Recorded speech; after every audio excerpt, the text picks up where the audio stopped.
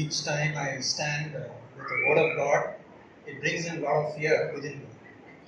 ഓരോ പ്രാവശ്യവും ഞാൻ ദൈവ ശുശ്രൂഷയ്ക്കായിട്ട് ഇവിടെ നിൽക്കുമ്പോൾ വളരെ ഭയം എന്നിൽ ഉണ്ടാകുന്നു. Today especially I was doubly fearful because when Brother Vipin announced who's going to speak, he said Kathrudasan Ajit Thomas. Vipin announce ചെയ്തപ്പോൾ കർത്തൃദാസൻ വിപിൻ വിപിനാണ് അജിത് തോമസ് ആണ് ശുശ്രൂഷ ചെയ്തുള്ള കാര്യം കേട്ടപ്പോൾ എനിക്ക് ഇരട്ടി ഭയമായി. So I was standing here and I was asking myself, Lord, am I really worthy to be called as your servant and to also preach the word as your servant? അത് കേട്ടപ്പോൾ ഞാൻ എന്നോട് തന്നെ ചോദിച്ചു കർത്താവിനോട്, കർത്താവേ, ഞാൻ ഈ വിളിക്ക് യോഗ്യനാണോ? കർത്തൃദാസൻ എന്ന നിലയിൽ നിന്റെ വചനം ശുശ്രൂഷിപ്പാൻ ഞാൻ യോഗ്യനാണോ എന്ന് എന്നോട് തന്നെ ചോദിക്കുകയാണ്. So realizing that fact in my mind, I am standing here to preach the word of God. ആ യാഥാർത്ഥ്യം മനസ്സിലാക്കിക്കൊണ്ട് ഉൾക്കൊണ്ട് തന്നെ ഞാൻ ഇന്ന് രാവിലെ ദൈവവചന ശുശ്രൂഷയ്ക്കായി നിങ്ങളുടെ മുമ്പിൽ നിൽക്കുകയാണ്. I want to start off by giving a word of thanks to all the saints over here for praying for our family all these days. ഞങ്ങളുടെ കുടുംബത്തിന് വേണ്ടി ഈ നാളുകളിലെല്ലാം പ്രാർത്ഥിച്ച എല്ലാ വിശുദ്ധന്മാരോടും നന്ദി പറഞ്ഞുകൊണ്ട് ഞാൻ ആരംഭിക്കട്ടെ. Last week we completed 4 years of our stay in Thrissur. കഴിഞ്ഞ മാസം ഞങ്ങൾ ഈ തൃശ്ശൂരിൽ വന്ന് താമസിച്ചത് 4 വർഷം തികയാണ്. And as a word of testimony, I would like to say that the Lord was good to all of us all these days. ഈ ദിവസങ്ങളിലെല്ലാം ദൈവം ഞങ്ങൾക്ക് എത്രയോ നല്ലവനായിരുന്നു എന്ന് നന്ദിയോടുകൂടെ ഞാൻ സാക്ഷ്യമായിട്ട് പറഞ്ഞു. He has led us thus far because of His grace and because of His faithfulness. അവന്റെ കരുണയാലും അവന്റെ വിശ്വസ്തയാലുമാണ് ഞങ്ങളെ ഈ പ്രദേശത്ത് അവൻ സൂക്ഷിച്ചത്. And we definitely do covet your continued prayers for us. നിങ്ങളുടെ വിലയേറിയ പ്രാർത്ഥന ഞങ്ങൾ തുടർന്നും ആഗ്രഹിക്കുകയാണ്. So let me straight away get into the message. നേരിട്ട് ഞാൻ വിഷയത്തിലേക്ക് കടക്കട്ടെ. There was a family who wanted to take a rest after a Sunday lunch. ഞായറാഴ്ചത്തെ ഉച്ച ഭക്ഷണത്തിന് ശേഷം ഒരു കുടുംബം വിശ്രമത്തിന് ഒരുങ്ങുകയായിരുന്നു. Let's say it's me and my wife. ഞാനും എന്റെ ഭാര്യ എന്ന ഉദാഹരണത്തിന് പറയട്ടെ. So we just finished our lunch. ഞങ്ങളുടെ ഉച്ചഭക്ഷണം അവസാനിച്ചു. And all of a sudden I hear ding dong. ഞങ്ങൾ വിശ്രമിക്കാൻ പോകുന്ന ആ സമയത്ത് കോളിംഗ് ബെൽ അടിക്കുന്ന ശബ്ദം കേട്ടു. So I get so frustrated hearing this sound.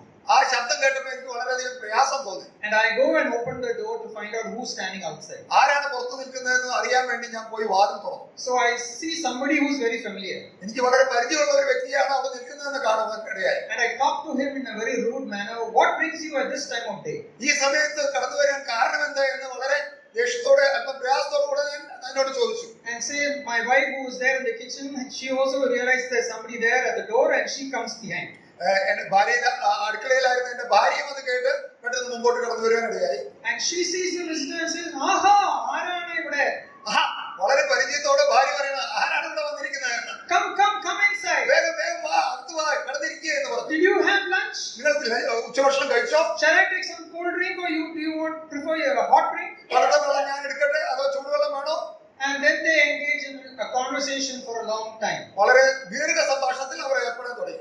Now my question to you is, why is that two of these people, that is me and my wife, have got two different approaches to the same individual who is standing outside the door? ആ വന്ന വ്യക്തിയോട് ഞാൻ ചോദിക്കാൻ ആഗ്രഹിക്കുന്നത്, ഞങ്ങൾ രണ്ടുപേരും രണ്ട് തരത്തിൽ പ്രതികരിച്ചത് എന്തുകൊണ്ടാണ്? I would love to get answers from the crowd to whom I speak, but since we are a big crowd, I'm not going to move to that. നിങ്ങളുടെ പ്രതികരണം എനിക്ക് കേൾക്കാൻ ആഗ്രഹമുണ്ട്, പക്ഷെ നമ്മൾ വലിയൊരു കൂട്ടമായതുകൊണ്ട് ഞാനിപ്പോൾ അത് തുനിയുന്നില്ല. So let me give you the answer. You know, it is all because of the attitude problem that we both have. നമ്മുടെ മനോഭാവത്തോടുള്ള വ്യത്യാസങ്ങളാണ് അതിന്റെ കാരണമെന്ന് ഞാൻ പറയട്ടെ. So what is this attitude? അത് എന്താണ് ഈ മനോഭാവം? Yeah. So it is something about it is about our evaluation of somebody, something, anything that we observe. മറ്റുള്ളവരെ നാം കാണുമ്പോൾ അവരോടുള്ള നമ്മുടെ സമീപനം, നമുക്ക് അവരെ കുറിച്ചുള്ള കണക്കൂട്ടൽ ഒക്കെ അതിനെ ആകത്തുകയാണ്. And as we begin to evaluate and observe all that, we are actually bringing in some kind of a passionate response to those observations that we have made. നാം അവരെ ദർശിക്കുമ്പോൾ, അവരെ കാര്യങ്ങൾ നോക്കി കാണുമ്പോൾ, അവരിൽ നിന്ന് നമുക്ക് ഉണ്ടാകുന്ന മനസ്സിൽ നമുക്ക് ഉണ്ടാകുന്ന ആകത്തുകയാണ് ആ മനോഭാവത്തിന് കാരണം. Our emotions get involved, our perception about that individual is involved, so many things get involved. ആ വ്യക്തിയുടെ മാനസിക നിലയിൽ ആ വ്യക്തിയെ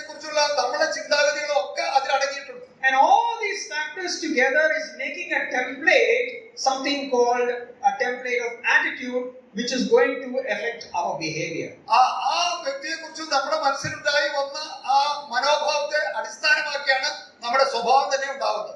So this is the issue of attitude that we all have. നമുക്ക് എല്ലാവർക്കും ഉണ്ടാവുന്ന മനോഭാവത്തിന്റെ അടിസ്ഥാനം അതിനെ ആശ്രയിച്ചാണ്. We evaluate something, somebody, there is a lot of emotions stirring up within us. We come to conclusions, and that makes us to have some kind of a behavior towards a person or towards a thing. ആ വ്യക്തിയെ കുറിച്ചുള്ള നമ്മുടെ കണക്കുകൂട്ടലുകളും നമ്മുടെ വികാരങ്ങളും അതിനെല്ലാം ആകത്തുകയായിട്ട് നമ്മുടെ മനസ്സിലുണ്ടാകുന്ന മനോഭാവമാണ് അതിനെ അടിസ്ഥാനമായിരിക്കുന്നത്. So you can see what kind of a complex things are running around in our thought life. നമ്മുടെ ചിന്താഗതിയിൽ എന്തെല്ലാം സങ്കീർണമായ കാര്യങ്ങളാണ് നടന്നുകൊണ്ടിരിക്കുന്നതെന്ന് നമുക്ക് ചിന്തിക്കാൻ കഴിയുമല്ലോ. All these attitudes that we make in us, it drives our behavior. ഈ മനോഭാവങ്ങളെല്ലാം നമ്മുടെ ചിന്താഗതിയെയും നമ്മുടെ സ്വഭാവത്തെയും ബാധിക്കുന്നതാണ്. It can drive us positively or it can drive us in a negative way. അത് വാസ്തവത്തിൽ പോസിറ്റീവായിട്ടും നെഗറ്റീവായിട്ടും പ്രതികരിക്കാൻ കഴിയും. Our attitude also will count greatly even to the productivity of our kind of a life that we have. ക്രിയാത്മകമായിട്ട് നമ്മുടെ ജീവിതത്തിൽ വരാവുന്ന കാര്യങ്ങളൊക്കെയും ഈ മനോഭാവത്തിൽ നിന്നാണ് ഉടലെടുക്കുന്നത്.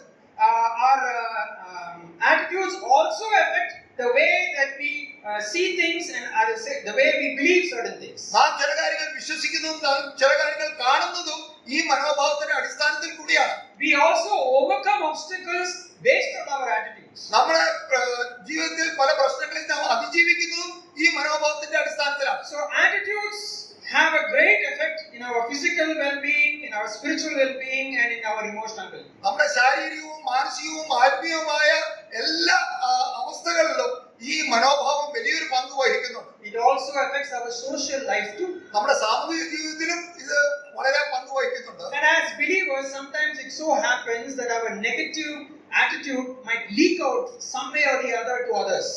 മറ്റുള്ളവരോടുള്ള ബന്ധത്തിൽ നമ്മുടെ നെഗറ്റീവ് ആറ്റിറ്റ്യൂഡ് മനോഭാവങ്ങൾ പെട്ടെന്ന് അത് പുറത്തു വരാൻ സാധ്യതയുണ്ട്. It may come out to our fellow believers inside the church or to strangers who are outside the church also. നമ്മുടെ സഭയുടെ ഉള്ളിലായാലും നമ്മുടെ സഭയുടെ പുറത്തായാലും നമ്മുടെ കൂട്ടുവിശ്വാസികളോട് പോലും ആ പ്രതികരണം ഉണ്ടാവാൻ സാധ്യതയുണ്ട്. It can come out through our words, through the voice that we have, the tone that we have, and through our behavior style. നമ്മുടെ വാക്കുകളിൽ കൂടിയും അതിന്റെ രാഗത്തിൽ കൂടിയും അല്ലെങ്കിൽ അത് ഉപയോഗിക്കുന്ന രീതിയിൽ കൂടിയും ഒക്കെ അത് പെട്ടെന്ന് പുറത്തു വരുമ്പോൾ മറ്റുള്ളവർക്ക് മനസ്സിലാവും. So I'm sure that you're trying to get an understanding how important this attitude is in our life. നമ്മുടെ ജീവിതത്തിൽ നമ്മുടെ മനോഭാവത്തെ എന്ത് വലിയ പങ്ക് വഹിക്കുന്നു എന്ന് ഇത്രയും പറഞ്ഞ കാര്യങ്ങളിൽ നിന്ന് നിങ്ങൾക്ക് മനസ്സിലായല്ലോ. And as a child of God, I also need to be very careful of the kind of attitude that I have, and I have to make an intentional, be careful of what kind of an attitudes I show towards others. ഒരു ദൈവപൈതൽ എന്ന നിലയിൽ ഞാനും എന്റെ മനോഭാവത്തിൽ എത്രമാത്രം സൂക്ഷിക്കണം,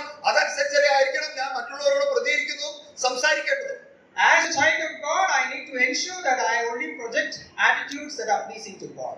ഒരു ദൈവപൈതൽ എന്ന നിലയിൽ ഞാൻ എന്റെ മനോഭാവത്തിൽ ഞാൻ പ്രതികരിക്കുന്ന രീതി ദൈവത്തിന് മഹത്വം കൊണ്ടുവരുന്നതായിരിക്കണം. And our God is also very much interested in the kind of attitudes that we show towards others in this world. മറ്റുള്ളവരോടുള്ള ബന്ധത്തിൽ ഈ ലോകത്തിൽ നാം കാണിക്കുന്ന പ്രതികരണങ്ങളും നമ്മുടെ മനോഭാവവും ദൈവം വളരെയധികം സൂക്ഷിക്കുകയും ദൈവം അത് വീക്ഷിക്കുകയും ചെയ്യുന്നു. And that is why He has given this written word for us so that we will be careful the kind of attitudes that we have in our life. അതുകൊണ്ടാണ് ഈ വചനം ദൈവം നമുക്ക് തന്നിരിക്കുന്നത്. നമ്മുടെ മനോഭാവങ്ങളും നമ്മുടെ ജീവിത രീതികളും എത്രമാത്രം സൂക്ഷിക്കണമെന്ന് ഇതിൽ നമുക്ക് പറഞ്ഞു തന്നിട്ടുണ്ട്. And it helps us greatly to become Christ-likeness. ക്രിസ്തുവിനെ പോലെ നാം ആയിത്തീരുവാനായിട്ട് അത് നമ്മളെ വളരെയധികം സഹായിക്കുന്നതാണ് ഈ വചനങ്ങളെല്ലാം. Now this word of God has got lots to convey about the different kind of attitudes that we need to have in our life. നമ്മുടെ ജീവിതത്തിൽ വേണ്ട മനോഭാവങ്ങളുടെ വലിയൊരു പട്ടിക തന്നെ ഈ ദൈവവചനത്തിൽ നമുക്ക് പറഞ്ഞു തന്നിട്ടുണ്ട്. In fact, any Bible study, any sermon that you hear from the word of God has got lot of attitudes to follow. ദൈവവചനത്തിന്റെ ശുശ്രൂഷകളും ദൈവവചനത്തിന്റെ പഠനങ്ങളും ഒക്കെ നമുക്ക് ഈ കാര്യങ്ങളെല്ലാം നമുക്ക് മനസ്സിലാക്കി തരുന്നതിൽ വലിയ പങ്ക് വഹിക്കുന്നുണ്ട്. So it's got vast amount of instructions to give us. നമുക്ക് വലിയ നിർദ്ദേശങ്ങൾ തന്നെ ഈ ദൈവവചനത്തിൽ നിന്ന് ഇതിനോടുള്ള ബന്ധത്തിൽ നമുക്ക് ലഭിക്കുന്നു. But for this short time that we are going to have, let's just focus on only one passage. ഒരു ഭാഗത്ത് നിന്ന് പ്രത്യേകമായി ചെറുതായിട്ട് നിങ്ങളോട് ഇതിനെക്കുറിച്ച് പറയാനാണ് ഇന്ന് ഞാൻ ആഗ്രഹിക്കുന്നത്. Some attitudes that Apostle Paul had in his life which will be very beneficial for us also to follow. അപ്പോസ്തലനായ പൗലോസിന്റെ ജീവിതത്തിലുണ്ടായ മനോഭാവം താൻ രേഖപ്പെടുത്തിയിരിക്കുന്നത് ഈ ബന്ധത്തിൽ നമുക്ക് വളരെ അനുഗ്രഹമായി തീരും. Shall we turn to Philippians chapter 3? നമുക്ക് ഫിലിപ്പിയ ലേഖനം 3-ാം അധ്യായത്തിലേക്ക് തിരിയാം. Okay, Philippians chapter 3, and we will be dealing from verses 12 to 14 onwards. ഫിലിപ്പിയ ലേഖനം 3-ാം അധ്യായത്തിന്റെ 12 മുതൽ 14 വരെയുള്ള വാക്യങ്ങൾ നമുക്ക് നോക്കാം. Now the first attitude that we find is in verse 12 and in the beginning part of verse 13. 12 വാക്യത്തിലും 13 വാക്യത്തിന്റെ ആദ്യ ഭാഗത്തുമാണ് ആദ്യത്തെ മനോഭാവം താൻ അവിടെ രേഖപ്പെടുത്തിയിരിക്കുന്നത്. Okay, Philippians chapter 3 verse 12 and the first part of 13 reads like this: Not that I have already attained or am already perfected, but I press on that I may lay hold of that for which Christ Jesus has also laid hold of me. Brethren, I do not count myself to have apprehended. ലഭിച്ചു കഴിഞ്ഞു എന്നോ തികഞ്ഞവനായി എന്നല്ല, ഞാൻ ക്രിസ്തു യേശുവിനാൽ പിടിക്കപ്പെട്ടിരിക്കുന്നതുകൊണ്ട് എനിക്കും അത് പിടിക്കാമോ എന്ന് വെച്ച് പിന്തുടരുന്നതേയുള്ളൂ. സഹോദരന്മാരെ, ഞാൻ പിടിച്ചിരിക്കുന്നു എന്ന് നിരൂപിക്കുന്നില്ല. When you just read that verse very plainly, you are able to understand the humility that Apostle Paul has when he shares those words. ആ വാക്യങ്ങൾ നാം നേരിട്ട് വായിക്കുമ്പോൾ നമുക്ക് ആദ്യമായി അപ്പോസ്തലനായ പൗലോസിന്റെ താഴ്മ, വിനയം എത്ര വളരെ വ്യക്തമായിട്ട് നമുക്ക് കാണാനായിട്ട് കഴിയും. He is admitting and he is being very honest with the spiritual condition that he is in. തന്റെ ആത്മീയ അവസ്ഥ യഥാർത്ഥമായ വിശ്വസ്തയോടെ താൻ ഏറ്റുപറയുകയാണ്. He is acknowledging that he has not attained the peak of spirituality yet. ആത്മീയ അവസ്ഥയുടെ ഉന്നതത്തിലേക്ക് താൻ ഇതുവരെയും എത്തിയിട്ടില്ല എന്ന് താൻ വളരെ വ്യക്തമായി ഏറ്റുപറയുകയാണ്. That is, he is admitting that I have not fully become Christ-like till now.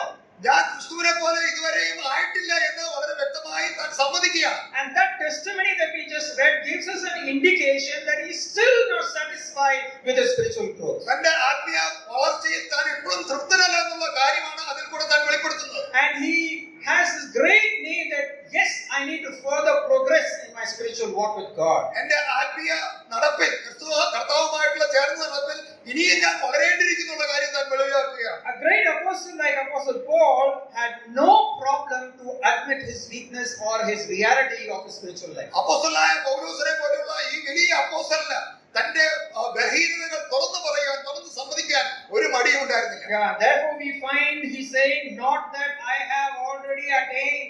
അതുകൊണ്ടാണ് താൻ ലഭിച്ചു കഴിഞ്ഞു എന്നത് തികഞ്ഞവനായി എന്നോ പറയുന്നില്ല. He realizes there is still room for improvement in his spiritual life. തന്റെ ആത്മീയ വളർച്ചയിൽ ഇനിയും വളരെയധികം ഉണ്ട് എന്ന് താൻ സമ്മതിക്കുകയാണ്. And he also confesses that yes, I need to grow more and more towards the Lord. കർത്താവിനെ കൂടുതലായിട്ട് ഇനിയും വളരണമെന്നുള്ള കാര്യം താൻ സമ്മതിക്കുന്നു. And he also says, I am not perfect yet. ഞാൻ പൂർണ്ണനായി ഇതുവരെ തീർന്നിട്ടില്ല എന്നുള്ള കാര്യം താൻ പറയുകയാണ്. He is fully aware of the fact that he has not become perfect yet.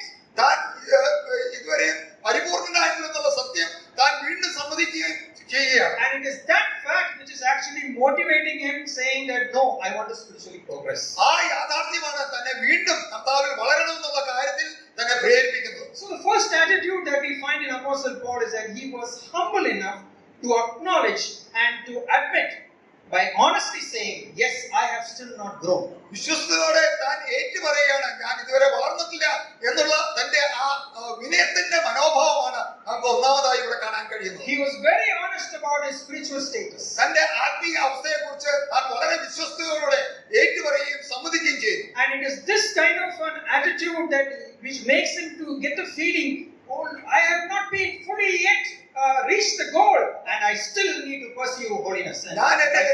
ഞാൻ എന്റെ ലക്ഷ്യത്തിലേക്ക് ഇതുവരെയും എത്തിയിട്ടില്ല, കർത്താവിനെ പോലെ ആകണം എന്നുള്ള തന്റെ വലിയ ആഗ്രഹം, അതാണ് നമ്മളെ വീണ്ടും കർത്താവിൽ വളരുവാനായിട്ട് പ്രേരിപ്പിക്കുന്നത്. As believers, sometimes down the line in our spiritual walk with God, we might tend to think that we are super spiritual.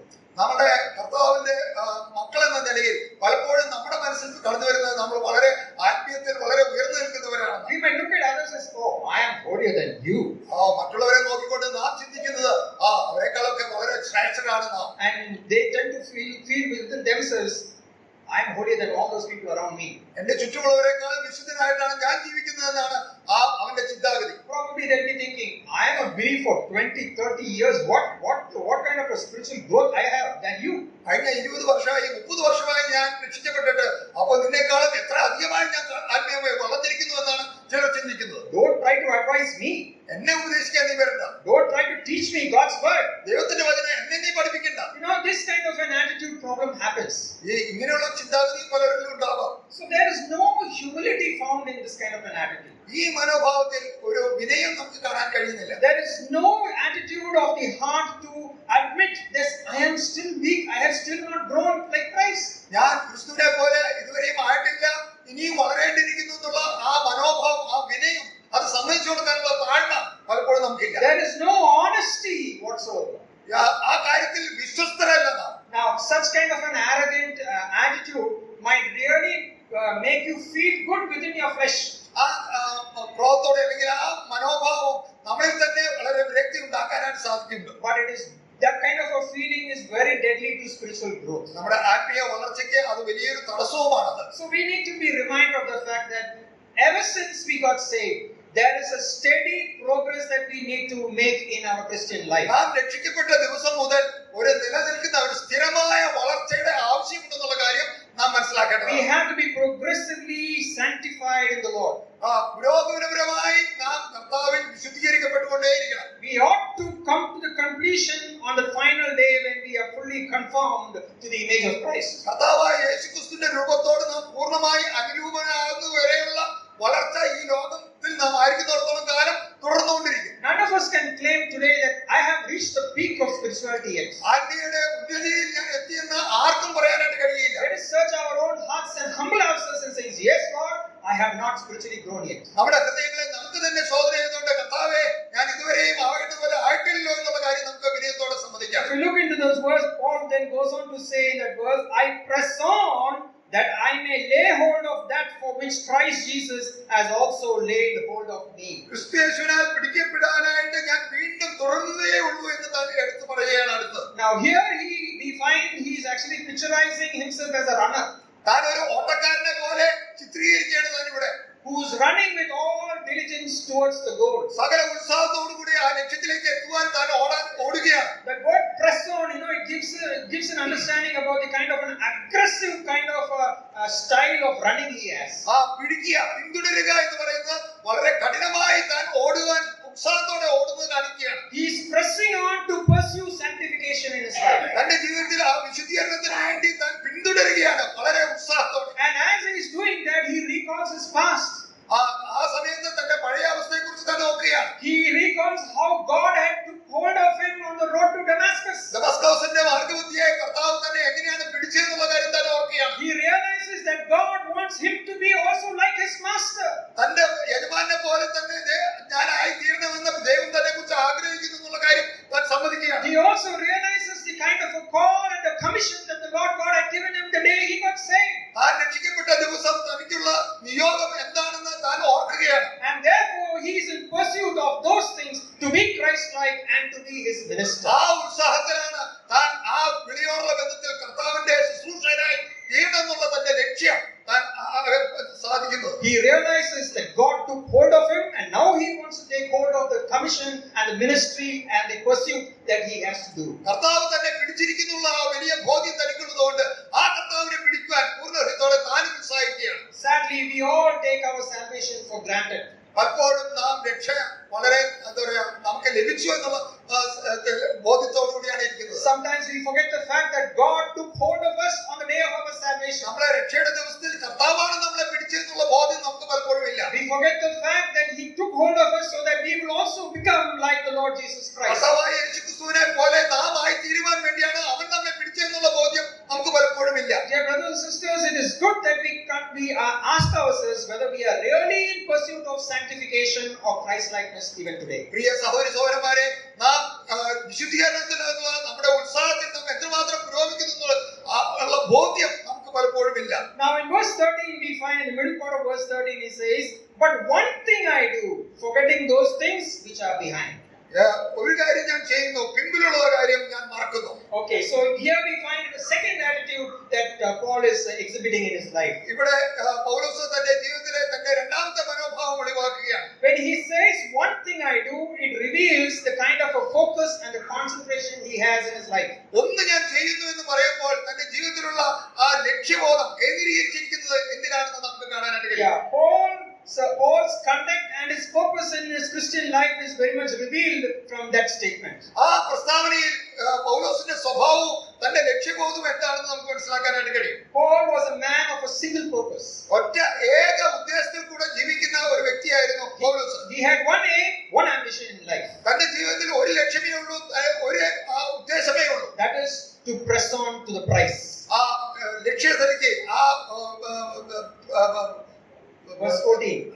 Verse 14 he says, I press on toward the goal. ദൈവത്തിന്റെ വിരുദിലേക്ക് കിട്ടുവാനായിട്ട് താൻ പോരാടുകയാണ്, പൊരുതുകയാണ്. So we find that in this statement that he makes about his ambition or his one thing that I want to do, താൻ ചെയ്യാൻ ആഗ്രഹിക്കുന്ന ഒരു കാര്യത്തെക്കുറിച്ച് താൻ ഇവിടെ എടുത്തു പറയുകയാണ്. he says it includes a negative action also. അവിടെ അതിന് ഒരു നിഷേധകരമായ ഒരു പ്രവൃത്തിയെക്കുറിച്ചും താൻ പറയുന്നുണ്ട്. He says, I want to forget those things which are behind. പിമ്പിലുള്ളത് ഞാൻ മറക്കാൻ ആഗ്രഹിക്കുക. So that is the negative action that is involved in this one thing that he wants to do. താൻ ചെയ്യാൻ ആഗ്രഹിക്കുന്നതിൽ നിഷേധാത്മകമായ ഒരു കാര്യം അതാണ്. A person who's running the race, he cannot turn back and keep running forward. ഓടുന്ന ഒരു വ്യക്തിക്ക് പിൻഭാഗം തിരിഞ്ഞു നോക്കി ഓടാനായിട്ട് കഴിയുകയില്ല. Apostle Paul is very much aware of the past failures that he had in his Christian walk or in his walk with God. ക്രിസ്തീയ ജീവിതത്തിൽ കഴിഞ്ഞ കാലങ്ങളിൽ തനിക്ക് സംഭവിച്ച പരാജയത്തെക്കുറിച്ച് തനിക്ക് വളരെ ബോധ്യമുണ്ട്. If you look at verse 6, we read like this, the same chapter, verse 6, as to zeal, a persecutor of the church. ആറാം വാക്യത്തിൽ നാം വായിക്കുന്നുണ്ട്, ശുഷ്കാന്തി സംബന്ധിച്ച് സഭയെ ഉപദ്രവിച്ച ആൾക്കാർ. So he was very guilty of the fact that in my past I was persecuting the church of God. ഭൂതകാലത്തിൽ ഞാൻ സഭയെ ഉപദ്രവിച്ചിരുന്നുള്ള വലിയ ഒരു കുറ്റബോധം തന്നെ ഭരിക്കുന്നുണ്ട്. In Acts chapter 7, we also find that he was also guarding the courts of those people who stoned the first martyr, Stephen. ആദ്യ രക്തസാക്ഷിയെ കല്ലെറിഞ്ഞപ്പോൾ അവരുടെ വസ്ത്രം കാത്തവനാണ് താൻ. So all these terrible things is something that has happened in his past. കഴിഞ്ഞ കാലങ്ങളിൽ തന്റെ ജീവിതത്തിൽ സംഭവിച്ച കാര്യങ്ങളൊക്കെ തന്റെ മനസ്സിലുണ്ട്. But he is not going to give up in his life. He wants to move forward. എന്നാൽ ആ കാര്യങ്ങളെ ഓർത്ത് തന്നെ ഇരിക്കുവാൻ താൻ ആഗ്രഹിക്കില്ല, താൻ മുന്നോട്ട് പോകാനാണ് ആഗ്രഹിക്കുന്നത്. He doesn't want his past to paralyze his spiritual walk with God. കഴിഞ്ഞ കാലങ്ങളിൽ സംഭവിച്ച കാര്യങ്ങളിൽ തന്നെ മുന്നോട്ട് പോകാൻ തടസ്സമായി കാണുന്നില്ല താൻ. His attitude right now is to let go of the past and move forward. തന്റെ പഴയ കാര്യങ്ങൾ മറന്ന് മുന്നോട്ട് ആയുകയാണ് താൻ ചെയ്യുന്നത്. He wants to let go of the past failures and move forward. പഴയ കാര്യങ്ങളെല്ലാം വിട്ടുകളഞ്ഞ് താൻ മുന്നിലേക്ക് ഓടുകയാണ്. He wants to bury all those past in the grave of forgetfulness. തന്റെ മറവിയിൽ കഴിഞ്ഞകാല കാര്യങ്ങളെല്ലാം അടക്കം ചെയ്തിട്ട് താൻ മുന്നിലേക്ക് പോവുകയാണ്. So we find here Paul's attitude of letting go and forgetting his terrible past experience. പഴയ കാര്യങ്ങളെല്ലാം മറന്നുകൊണ്ട് മുന്നിലുള്ള ലക്ഷ്യത്തിനായിട്ട് ആഞ്ഞുകൊണ്ട് മുന്നോട്ട് ഓടുകയാണ് താൻ. Not only the past guilt he wants to forget. കഴിഞ്ഞ കാലങ്ങളിൽ തന്നിൽ വന്ന തെറ്റുകൾ മാത്രം മറക്കുകയല്ല താൻ ചെയ്യുന്നത്. He also wants to forget all the glory of the achievements that he has made in his life. കഴിഞ്ഞ കാലങ്ങളിൽ തനിക്ക് ലഭിച്ച വലിയ മഹത്വങ്ങളും ഒക്കെ താൻ വിട്ടുകളയാൻ താൻ The ആഗ്രഹിക്കുകയാണ്. same chapter Philippians 3 verse 7 it says, but whatever things were gained to me, those things I have counted as loss for the sake of Christ. ഏഴാം വാക്യത്തിൽ നാം വായിക്കുന്ന എങ്കിലും എനിക്ക് ലാഭമായിരുന്ന ഒക്കെയും ഞാൻ ക്രിസ്തു നിമിത്തം ഛേദമെന്ന് എണ്ണിയിരിക്കുന്നു. Oh, he wants to treat that as refuse, as garbage, as dung. He's not having anything to do with it. തനിക്ക് കഴിഞ്ഞ കാലങ്ങളിൽ തനിക്കുണ്ടായിരുന്ന എല്ലാ നേട്ടങ്ങളെയും എല്ലാം ചപ്പും ചവറുമായിട്ട് എണ്ണുവാൻ തനിക്ക് കഴിയും. So he is making a conscious decision to forget all those past failures, the guilt and the great things that he has attained in his കഴിഞ്ഞ life. കാലങ്ങളിൽ തനിക്കുണ്ടായ തെറ്റുകളും തനിക്ക് വേണ്ടിയ നഷ്ടങ്ങളും എല്ലാം അതുപോലെ തന്നെ തനിക്ക് ലാഭമായി തീർന്ന എല്ലാ കാര്യങ്ങളും അതെല്ലാം മറന്നു കളയുവാൻ തനിക്ക് കഴിയും. He don't want all those experiences to obstruct his pursuit towards Christ likeness. ആ നേട്ടങ്ങളെല്ലാം തന്റെ ലക്ഷ്യസ്ഥാനത്തേക്ക് തടസ്സമായി വരാതിരിക്കാൻ താൻ സൂക്ഷിച്ചു.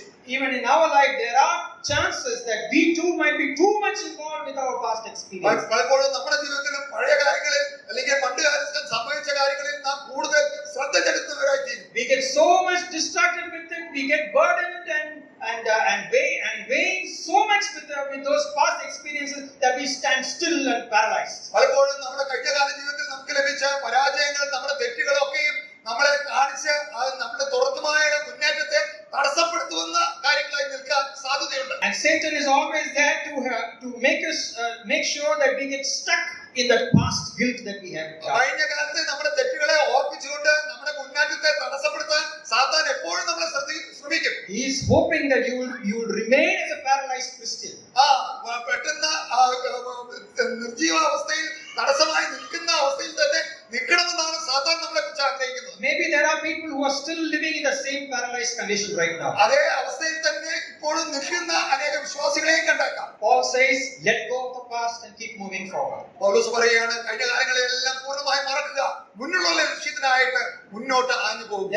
Let not all those past bitter experiences, terrible experiences be a burden and get you stuck in your Christian life. കഴിഞ്ഞ കാലത്തിൽ ഉണ്ടായ കൈപ്പേറിയ അനുഭവങ്ങൾ ഒന്നും നമ്മുടെ ക്രിസ്തീയ ജീവിതത്തിന്റെ മുന്നേറ്റത്തെ തടസ്സപ്പെടുത്താൻ ഒരിക്കലും ഇടവരുത്തരുത്. Don't be distracted with the great things that you have achieved in your life and then stands there itself without any spiritual progress. കഴിഞ്ഞ കാലങ്ങളിൽ നമുക്ക് ലഭിച്ച വലിയ അനുഗ്രഹങ്ങളും വലിയ നമ്മൾ നേടിയ വൻ കാര്യങ്ങളും നമ്മുടെ മുന്നേറ്റത്തെ തടസ്സപ്പെടുത്താൻ, അതേ നോക്കി നിൽക്കുവാൻ ഒരിക്കലും ഇടവരുത്തരുത്. Maybe also have that one single focus and concentration to lead a life in pursuit of Christ likeness. കർത്താവിന്റെ പോലെ നാം ആയിത്തീരുവാനുള്ള നമ്മുടെ ഏറ്റവും വലിയ ആഗ്രഹത്തിൽ ഈ കാര്യങ്ങളെല്ലാം വിട്ടുകളഞ്ഞ് നാം മുന്നോട്ട് പോകാൻ തന്നെ വേണം. The third attitude can be seen in later part of verse 13 and verse 14. 13-ാം വാക്യത്തിന്റെ അവസാന ഭാഗവും 14-ാം വാക്യത്തിലും മൂന്നാമത്തെ മനോഭാവം നമുക്ക് കാണാനായിട്ട് കഴിയും. We read there, and reaching forward to those things which are ahead, I press toward the goal for the prize of the upward call of God in Christ Jesus. മുമ്പിലുള്ളവരെ ആഞ്ഞുകൊണ്ട് ക്രിസ്തുയേശുവിൽ ദൈവത്തിന്റെ പരമവിളിയുടെ വിരുദ്ധനായി ലാക്കിലേക്ക് ഓടും. Now we find the positive action involved in that one thing that he wanted to do. താൻ ചെയ്യാൻ ആഗ്രഹിക്കുന്ന ആ ഒറ്റ ലക്ഷ്യത്തിൽ തന്റെ ക്രിയാത്മകമായ മനോഭാവമാണ് നമുക്കിവിടെ കാണാൻ The പോകുന്നത്. negative thing that he wanted to do was forgetting the past. നിഷേധമായ കാര്യം താൻ പഴയതിനെ പൂർണ്ണമായി മറക്കുന്നു എന്നുള്ളതാണ്. Now he is positively wanting to reach forward. ക്രിയാത്മകമായി താൻ മുന്നിലേക്ക് ആഞ്ഞുകൊണ്ടിരിക്കുകയാണ്. So after having dealt with the past and the present of his life, now he is looking towards the future of his life. കഴിഞ്ഞ കാലങ്ങളെ വിട്ടുകളഞ്ഞ് വർത്തമാന കാലത്തെ കാര്യം വിട്ടിട്ട് ഇനി ഭാവിയിൽ എന്താ സംഭവിക്കുന്നത് മുന്നിലുള്ള കാര്യത്തെ കാണുകയാണ്. He is still aware that he is running a race. താൻ ഓട്ടം ഓടുകയാണെന്നുള്ള കാര്യം താൻ മറക്കുന്നില്ല. And he is not going to spare anything in his life to hinder him from moving forward. താൻ മുന്നോട്ട് പോകുവാൻ തടസ്സമായിട്ടുള്ള ഒരു കാര്യത്തെയും താൻ തടസ്സമായി കാണുന്നില്ല. അതിനെല്ലാം താൻ വിട്ടുകളയുകയാണ്. If you look at the word reaching forward, it shows the action of leaning forward. മുമ്പിലേക്ക് ആയി എന്ന് പറയുമ്പോൾ അതായത് തന്റെ പൊസിഷൻ നമുക്ക് മനസ്സിലാക്കാൻ. He is stretching all the muscles that he has to make sure that he only moves forward. തന്റെ സകല ശക്തി ഉപയോഗിച്ച് താൻ മുന്നിലേക്ക് ആയുമ്പോൾ തന്റെ ലക്ഷ്യം അത് മാത്രമേ ഉള്ളൂ. So there we find another attitude of Apostle Paul. അപ്പോസ്തലനായ പൗലോസിന്റെ വേറൊരു മനോഭാവം നമുക്ക് ഇവിടെ കാണാനായിട്ട് The കഴിയും. attitude of striving forward. തുറമായി മുന്നോട്ട് പോകാനുള്ള മനോഭാവം. Striving forward and making progress in his Christian life. സകല ഉത്സാഹം കഴിച്ച് ക്രിസ്തീയ ജീവിതത്തിൽ പുരോഗമിക്കുവാനുള്ള മനോഭാവം. A very important God-pleasing attitude that we all need to emulate in our Christian life. നമ്മുടെ ക്രിസ്തീയ ജീവിതത്തിൽ ആത്മീയമായി നമുക്ക് വേണ്ട ഏറ്റവും വലിയ മനോഭാവമാണ് അത്. So when you look into these verses that we have considered, he keeps on repeating certain words. നാം ഈ ചിന്തിച്ച കാര്യങ്ങളിൽ തുറമാനമായ ചില പദങ്ങൾ വരുന്നത് നമുക്ക് കാണാൻ കഴിയും. Verse 12 he says, I press on. ഞാൻ പിടിച്ചുകൊണ്ടേയിരിക്കുന്നു. Verse 14 he says, I press toward. ഞാൻ മുമ്പിലേക്കുള്ളതിനെ ഞാൻ തുറന്ന് And പിടിച്ചുകൊണ്ടിരിക്കുകയാണ്. verse 13 he says, reaching forward. ഞാൻ തുറന്ന് മുമ്പിലേക്ക് അതിനെ പിടിക്കുന്നു എന്നാണ് പിന്നെയും പറയുന്നത്. It looks like as the Apostle Paul is in a habit of only moving forward. മുമ്പിലേക്ക് പോകാനുള്ള ഒരൊറ്റ ലക്ഷ്യം മാത്രമേ പൗലോസിനുള്ളൂ. His life is going on progressing only. അവന്റെ ജീവിതത്തിൽ പുരോഗമിച്ചുകൊണ്ടിരിക്കുകയാണ് ജീവിതം. And he was determined to move forward in his Christian faith. ക്രിസ്തീയ വിശ്വാസത്തിൽ താൻ തുറന്ന് മുന്നോട്ട് പോകാൻ തന്നെയാണ് തന്റെ ലക്ഷ്യവും. Towards the goal for the prize. പരമവിളിയുടെ വിരുദിനായിട്ടാണ് തന്റെ ലക്ഷ്യം. In English translation there's a word toward. It shows the sense of direction that he has. ലാക്കിലേക്ക് എന്നാണ് താൻ അവിടെ ഉപയോഗിച്ചിരിക്കുന്ന പദപ്രയോഗം. And he's training as much as possible to ensure that he reaches that goal. ലാക്കിലേക്ക് എത്തുവാനായിട്ട് സകല ഉത്സാഹം താൻ കഴിക്കുകയാണ്. That prize of having been formed completely as a mature Christian with all Christian or Christ-like behavior. തന്റെ സ്വഭാവത്തിൽ അല്ലെങ്കിൽ തന്റെ മനോഭാവത്തിൽ അവസാനം തനിക്ക് കിട്ടുന്ന പ്രതിഫലമാണ് തന്റെ ലക്ഷ്യം. Now some biblical scholars say that before Apostle Paul wrote this Philippians, he had already been a believer for 25 years. ഈ ഫിലിപ്പിയ ലേഖനത്തെ കുറിച്ച് നാം പഠിക്കുമ്പോൾ താൻ ഈ ലേഖനം എഴുതുമ്പോൾ രക്ഷിക്കപ്പെട്ട വിശ്വാസിയായതിനു ശേഷം ഏകദേശം 25 വർഷം കഴിഞ്ഞിരിക്കുന്നു എന്നാണ് പറയുന്നത്. Look at his humility to admit that even after 25 years of his Christian life with the Lord, he says, I have not reached it. അപ്പോസ്തലനായ പൗലോസിന്റെ കഴിഞ്ഞകാല 25 വർഷത്തിന് ശേഷവും താൻ സമ്മതിക്കുകയാണ് താൻ ഇതുവരെയും ആകേണ്ടതുപോലെ ആയിട്ടില്ല. തന്റെ വിന്യാസം നോക്കുക. I still need to keep moving forward. ഞാൻ ഇപ്പോഴും ആ ലാക്കിലേക്ക് മുന്നേറുകയാണ്. So you can still find a dissatisfaction in Apostle Paul about his spiritual condition. തന്റെ ആത്മീയ അവസ്ഥയെക്കുറിച്ചുള്ള തന്റെ തൃപ്തി എത്രമാത്രം ഉണ്ടെന്ന് ഈ മനോഭാവത്തിൽ നിന്ന് തന്നെ നമുക്ക് മനസ്സിലാക്കാം. He wants to be more with the Lord. കർത്താവിനോട് കൂടെ ഇനിയും വേണമെന്നുള്ള ആഗ്രഹം. He wants to know the Lord more. കർത്താവിനെ ഇനിയും കൂടുതലായിട്ട് അറിയണം. He wants to work with the Lord more. കർത്താവിനോട് ചേർന്ന് ഇനിയും പ്രവർത്തിക്കണം. He wants to keep growing more. കർത്താവിൽ ഇനിയും വളരണം. Never failing to make any progress in his life. തന്റെ ജീവിതത്തിൽ പുരോഗതി ഉണ്ടാകാൻ ഒരു തടസ്സവും ഉണ്ടാകാതിരിക്കാൻ താൻ ശ്രദ്ധിക്കുകയാണ്. And not only that, he is also conscious about the call of God. കർത്താവിന്റെ വിളിയെക്കുറിച്ചുള്ള ശരിയായ ബോധ്യം തനിക്കുണ്ട്. Verse 14 says, I press toward the goal for the prize of the upward call of God. ക്രിസ്തുയേശുവിൽ ദൈവത്തിന്റെ പരമവിളിയുടെ വിരുദ്ധനായിട്ടാണ് ഞാൻ ഓടുന്നതെന്ന് താൻ He പറയുന്നു. knows the source of the call. It is from God.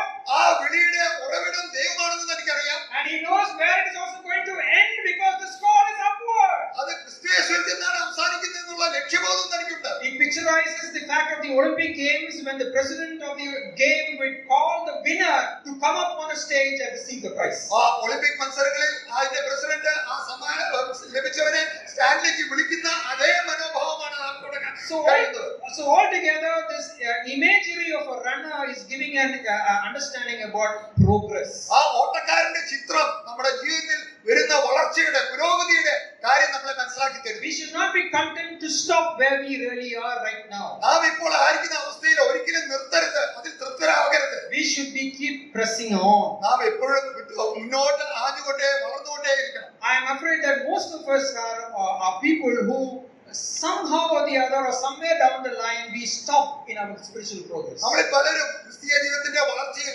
എവിടെയോ നിന്നു പോകുന്ന അവസ്ഥയിൽ ആയിരിക്കുന്നവരുണ്ട്. Sometimes some of us would say, I am already saved, I have been a believer for so long, this is enough, and then they stop in spiritual progress. ഞാൻ രക്ഷിക്കപ്പെട്ടു, ആത്മീയമായിട്ട് ഇത്രയും നാൾ കഴിഞ്ഞില്ലേ, ഞാൻ ഇത് മതി, ഇത്രയും മതി എന്ന് ചിന്തിക്കുന്നവർ പലരുമുണ്ട്. Anyway, if I am dead, I will go to heaven, or if Christ comes, I will go to heaven.